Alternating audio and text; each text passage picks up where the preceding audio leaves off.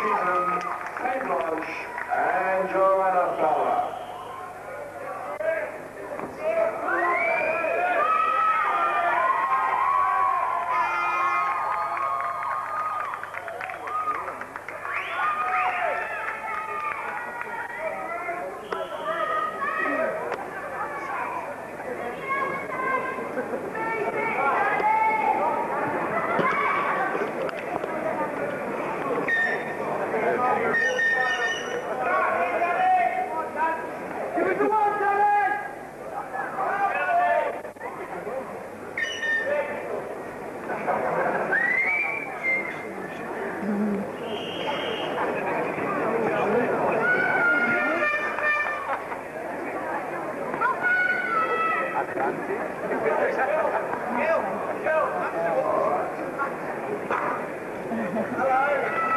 May I ask the proposers to leave the stage with their medals, or are we going to have back the 6-foot deep pose down?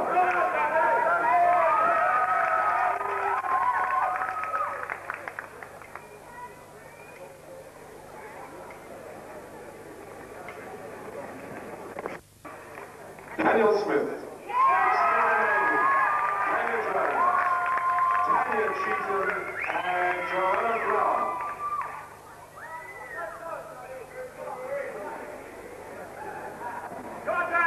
All right.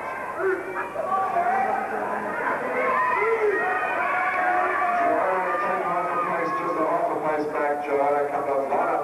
Okay, let's go. Last round, judges, double biceps.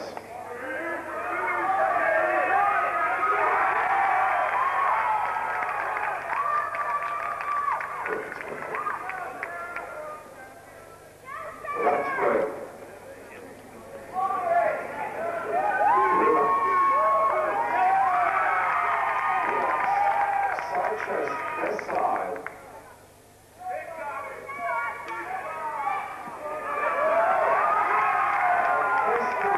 Press the rear. Double biceps.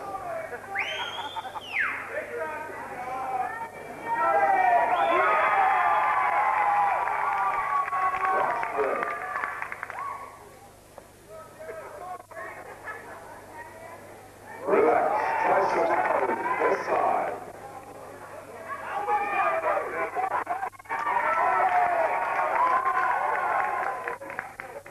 And face the front. Abdominals and thighs.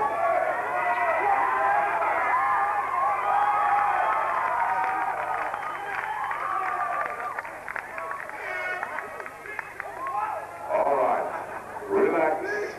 Let's have some music and pose down.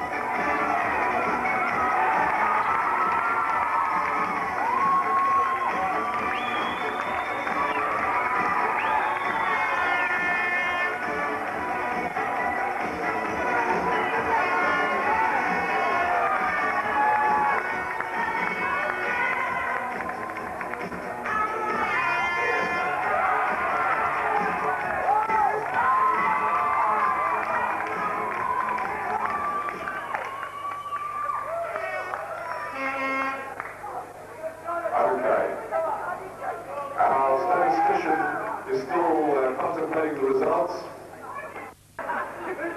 In 6th place. In 6th place, Tanya Cheatham.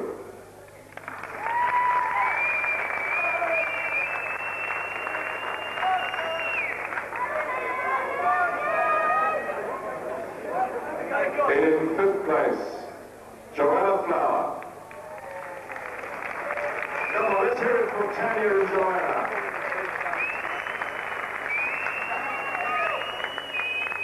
And in 4th place, and I'd like to play a personal tribute to this young lady because I've never ever seen anybody improve their physique to this extent. So really, give her a tremendous ovation. She's transformed her physique. She's going to be a great bodybuilder. Maria, scream.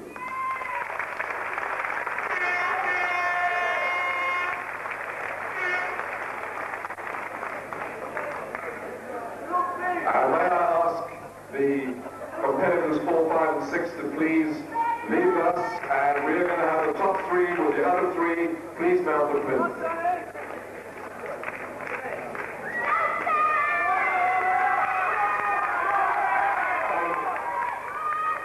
Our best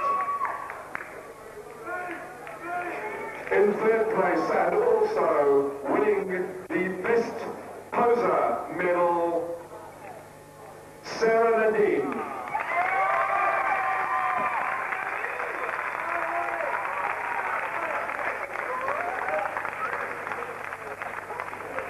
Your runner-up,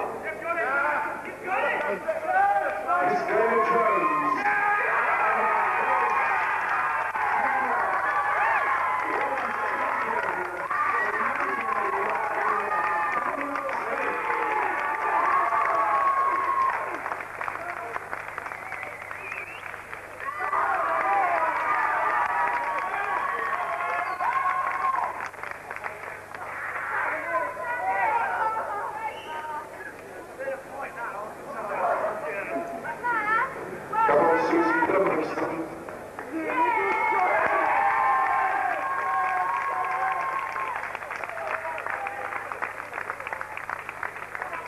Susan, I might add, went to Japan and competed in a very big contest there, which was a qualifier for the Miss Olympia, and she finished 5th in her class. So let's hear it for our former junior champion, Susan Blanford. What a great haircut.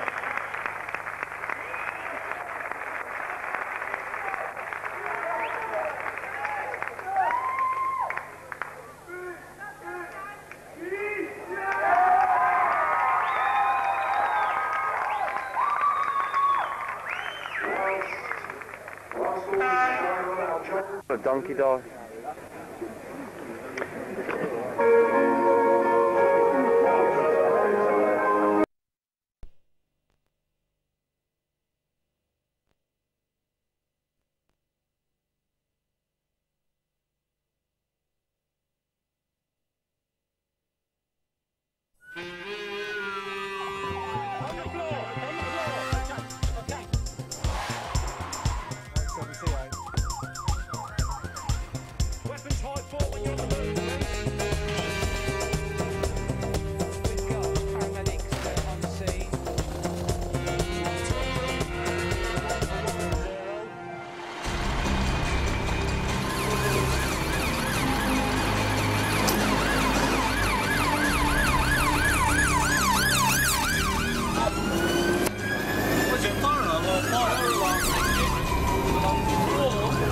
Situated at the heart of the country's motorway network, Warwickshire's firefighters are called to an alarming number of road traffic incidents. Their speed, skill and expertise is vital in saving the lives of casualties caught up in motorway carnage. I think the worst thing that ever happened was when an ambulance operator came up to me once and said, if you haven't got him out in 5 minutes, we've lost him. And when you're put under that sort of pressure that you think, I've got 5 minutes to save this bloke's life, otherwise I could be responsible for his death. This week on Motorway, we find out whether the rescue teams are good enough to make the cut, whether they're made of the white stuff, and see if they keep their cool as temperatures rise. Warwickshire's Fire and Rescue Service deals with almost 300 incidents involving vehicles every year. And it's here at MIRA, the Motor Industry Research Association, where they learn to respond to every kind of emergency. Morning, gentlemen. Welcome to MIRA. Just a quick outline of what you'll find. There's a bridge parapet, first vehicle on its side, second vehicle into the rear, and a third vehicle's a rear end shunt there as well. Obviously, when you arrive, consider your appliances for fend-off position, etc. Right, we're going to record the incident. 3 vehicles involved, 1 person in the second. Replicating real-life motorway incidents is essential training. casualty in that one, not in the front one, Mark. We've got one casualty to deal with. OK, can we have somebody in with that casualty? Can you set up a tool dump?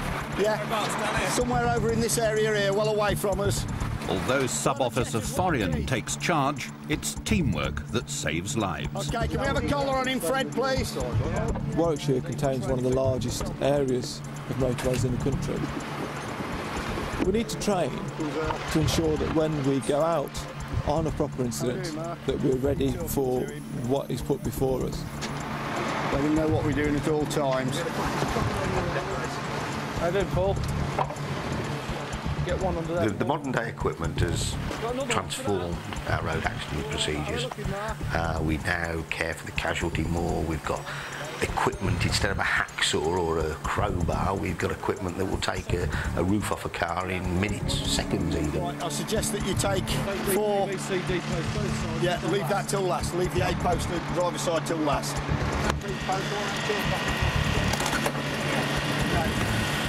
Get the spine board in, we can take them out this way, I reckon. I think with experience and as the years go on, your training's always in the back of your mind, obviously how to use a cutting tool properly, where to position it in the vehicle to get the quickest and most optimum cut. And anybody could cut a roof off a car, but one thing you've got a little bit remembering, which is training, is if there's one casualty trapped in that car, there's an A, B and C post. You leave the post nearest the casualty last before you take the roof off, that type of thing. Take the doors, pop them, take them off altogether. There is a golden hour. In that 1 hour, by our actions and by what we do, we can make the difference between somebody living and dying. These are going to tow this one out of the way, so it's nuisance at the moment, yeah. Start to work on these then. Yeah. We're going to get a spine board down his back now. In the olden days, it used to be get them out, get them off to hospital as soon as possible. Now, with the qualifications of the ambulance people, the paramedics, they start the treatment at the incident before they drive off in the ambulance. The person is already in care and starting to be looked after to the point of bringing them back to good health. Got Paul with you, Fred? Yeah. Have we got it? Yeah. Where are we going to with it? Okay. Where are we going with it? It may look like complete panic to the outsider, but due to the training that we give, we know exactly what we're doing with the equipment. We know what we are trying to achieve and what the end result can be. You jump on that fire engine with a lot of, the adrenaline buzz kicks in straight away, whether or not somebody's hurting at the other end or sadly lost their life. You can't help that adrenaline buzz. You get on that fire engine, you're putting your kit on, and the two tones, you roll out onto the road, and the two tones are going. But in your mind, you know in your mind that somebody could be somebody hurt. We work quite closely with the police and the ambulance service in Warwickshire because we find there isn't a lot of, there's no friction between us. We get to an incident, we liaise very closely with each other, making sure, as far as the police are concerned, that we don't, or try not to destroy any evidence if they need it for their traffic investigation. Some of the sights that you do see do make you sit down and think. I mean, when you can see parts of people lying detached from them and it's got to be swept up and put into a bag, or you've seen them badly cut, badly hacked about, really. And when they're still alive and screaming at you to help them and stop this pain, and you're doing all that you possibly can to stop this incident and make everything better again, it's very difficult. Here on the M1 in Derbyshire, a woman is trapped. Closer on, so the fire service are going to have to cut this last out. Get them combed out, yeah.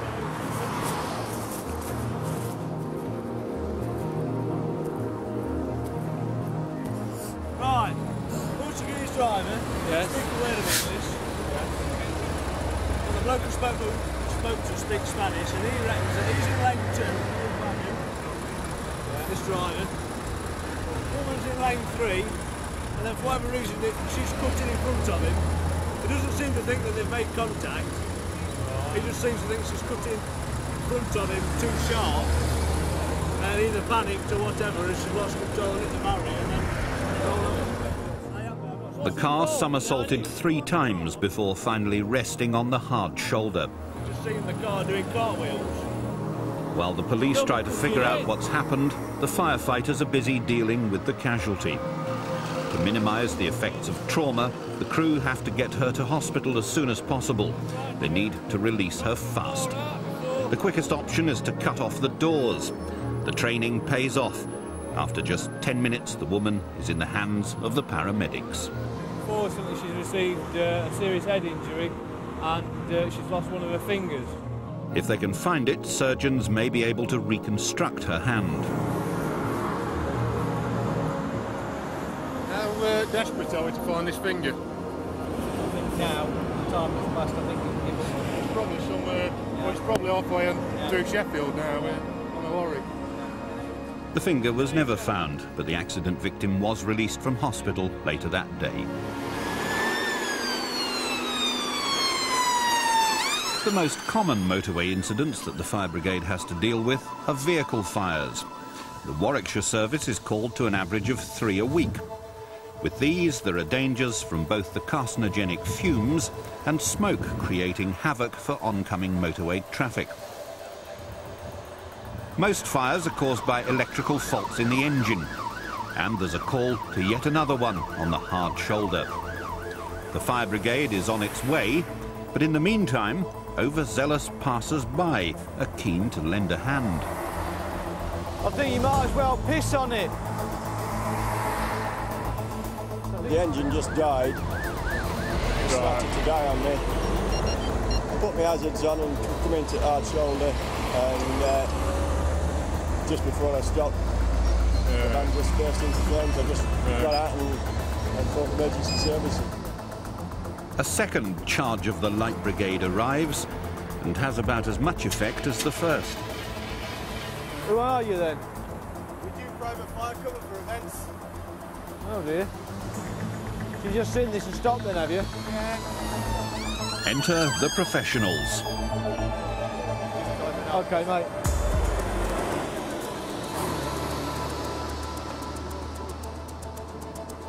Where is it?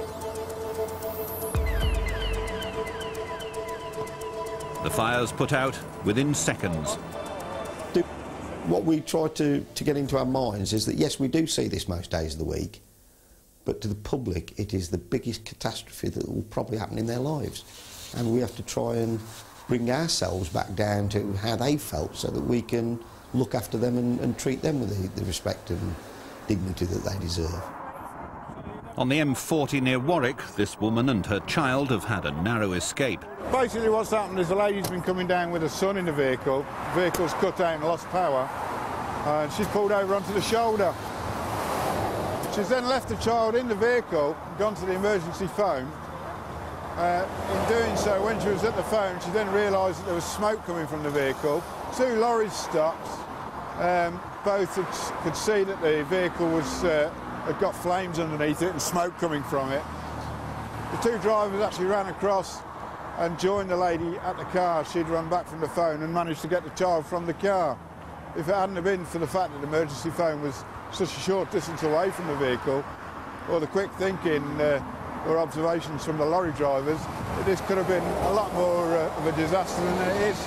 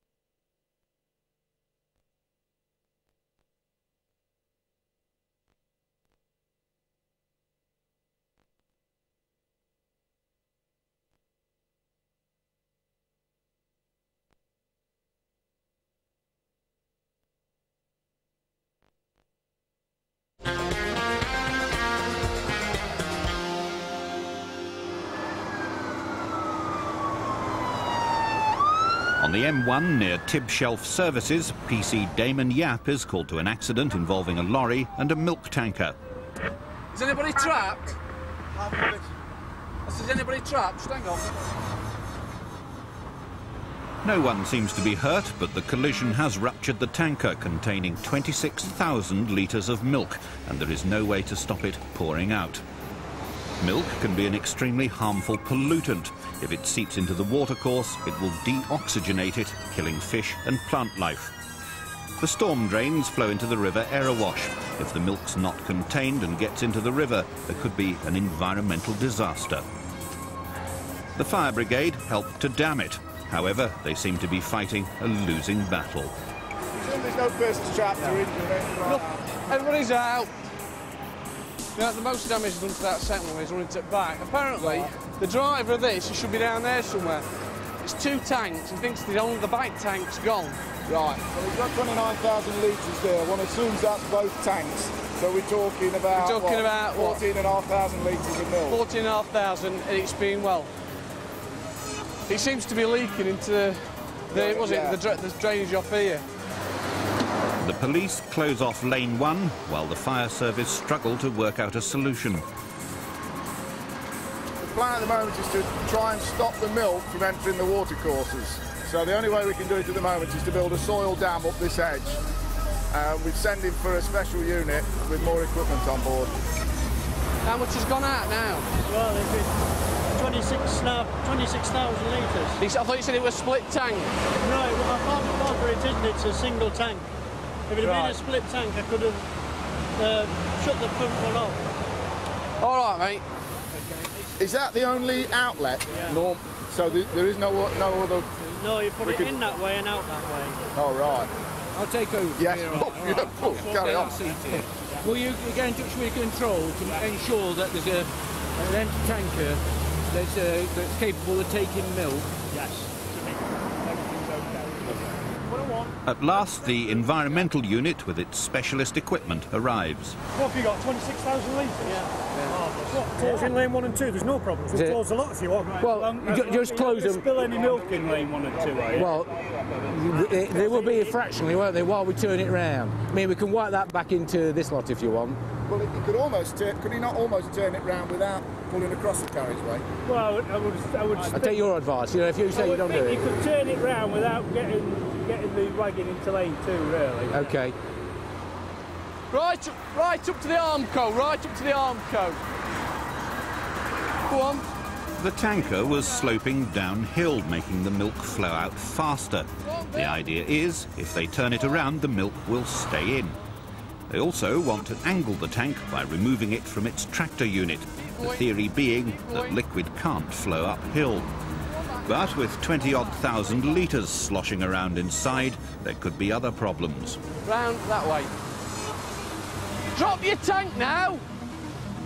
All right, we're going to wind it down on its legs. The legs are on the hard shoulder now. Yeah. But he's worried if he drops them, all the milk's going to come forward and put it off balance at front. Can you not wind the legs down and then take it out and then we'll lower it down with the legs, slowly? You could have a go. We're going to still try again to get the legs down, that's the only thing there. So from there.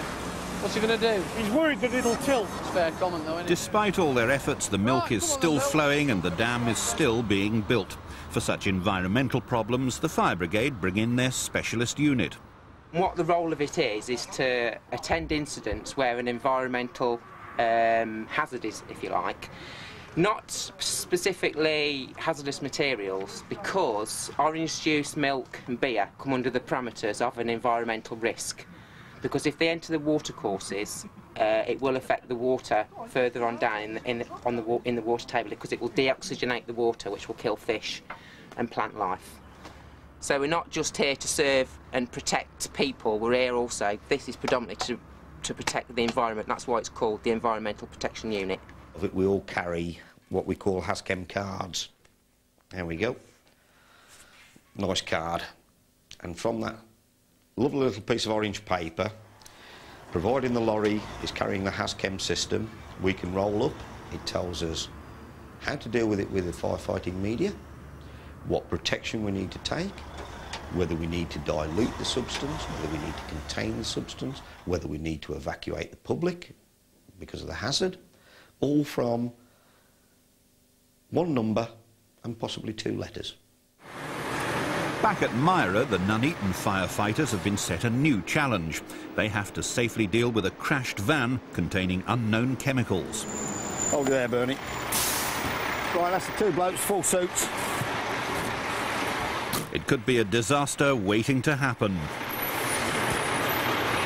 Can you get 2 blokes dressed in suits, the 2 on the ladder? Where do you want the engine control? Engine control set it up at the back of the machine here, Mark.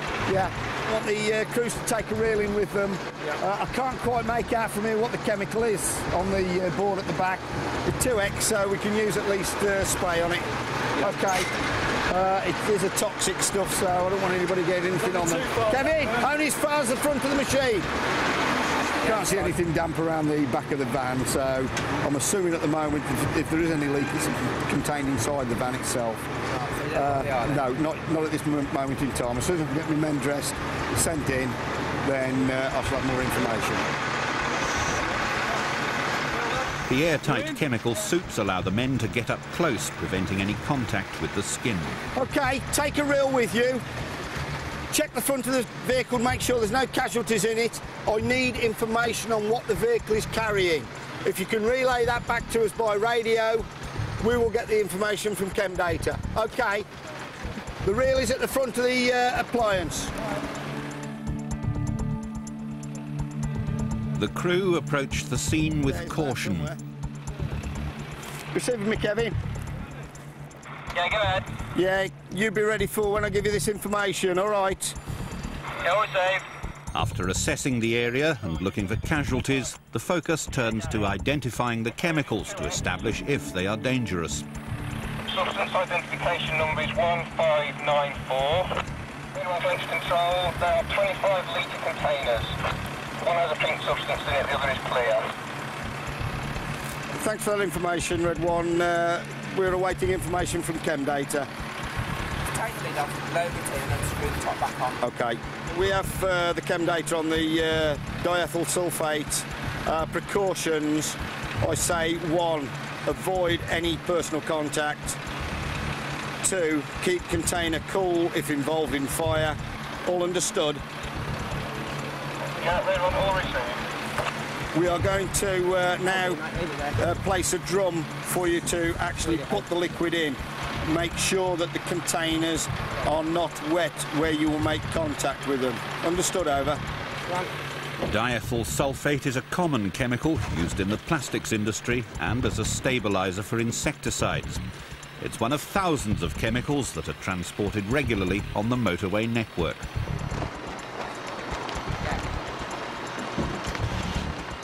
For the firefighters, each toxin requires a thorough and specific strategy to avoid catastrophic consequences. You leave the container where it is and you now retreat for decontamination. Understood, over. Yeah, all understood. We're coming out for the incident. The chemicals are now contained in a safety drum. They no longer present a hazard to the members of the public, and what would happen now is we would get a specialist waste management firm in to remove that drum and dispose of the chemicals safely. As far as the fire service would be concerned, this incident would now be almost closed. If only the same could be said about events on the M1. The milk is still flowing, but the traffic isn't. Whilst we're waiting for the tankers to come and pump the milk out of the bund, we are trying to see if it's at all possible to seal the leak.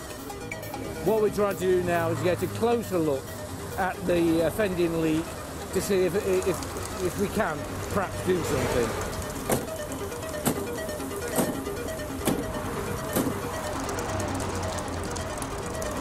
We've been able to get our heavy cutting equipment into the tanker, and we've been able to seal the leak to an extent.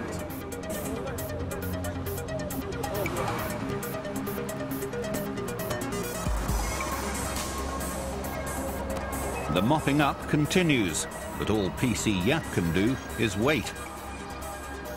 What, lane 1 and the hard shoulder's just one big yoghurt at the moment. Still, at least the yoghurt is under control.